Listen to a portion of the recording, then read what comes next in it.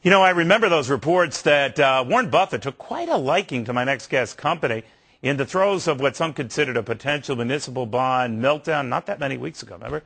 Mr. Buffett was intrigued by battered muni insurers, the whole industry, in fact. Stocks, he said, had tumbled way too far beyond any rational reaction. Turns out Mr. Buffett was right. Those stocks had indeed cratered and come back.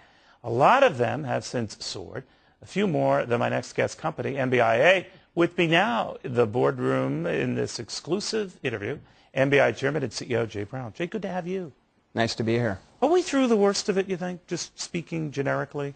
The worst of the whole bond hit and the credit fears and everything? No, I think we're maybe two-thirds of the way through it. It's a little early to say where we are in the cycle, but we're definitely probably halfway through at this point, at least, if not a little further. It's a little premature to say how much further it's going to go. Where are the biggest problems as you see them? Well, the biggest problem is trying to look out over the next 2 years and say, where is the housing market going to bottom? Because the industry bonds across the board have recognized losses many years into the future. The question is, have they recognized enough losses? So in other words, it's still a moving target. Yeah, it's a moving target. So like in our case, in our company, we paid out $140 million in mortgage claims, mortgage-related claims. We've established reserves for over $2 billion in claims. So we're looking ahead over the next, in some cases, 3 or 4 years. In some cases... You think in your gut you're being conservative or not conservative enough? You never know in the middle. You try as hard as you can. You have to pick an estimate about where the world's going to go, and then against that estimate you try and figure out, okay, I want to be conservative, assuming that forecast is right.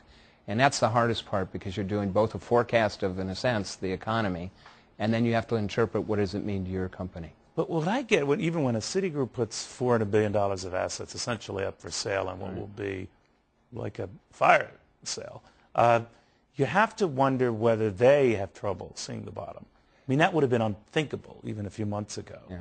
And now they're somehow say, not enough, not enough.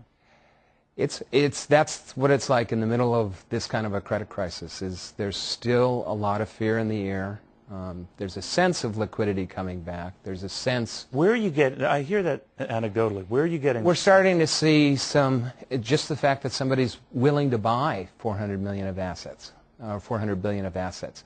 If you go back into January, they might... No, I understand. So, but not at the price maybe Citigroup would envision, right? But I see what you're saying. But the point is, there weren't many assets being sold.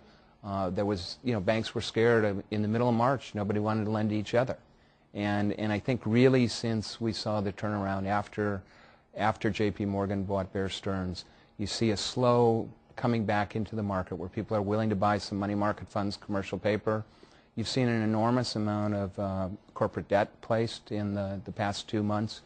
And so we're starting to see that. But, the kind of liquidity we had a year ago is not going to come back in the next year or two. But normal liquidity should come back towards the end of this year. I'm sorry, Jay, but how much do you read into not only the debt markets kind of stabilizing, but the stock market stabilizing?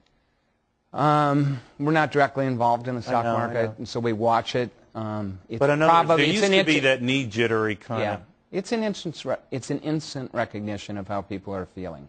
I think the stock market probably traditionally has more market sentiment emotion associated with it in terms of are things good, are things bad. The credit market typically was more stable, but that has not been the case for the last 6 months. When we look at the credit markets, they've moved much more dramatically than the stock market in that same time.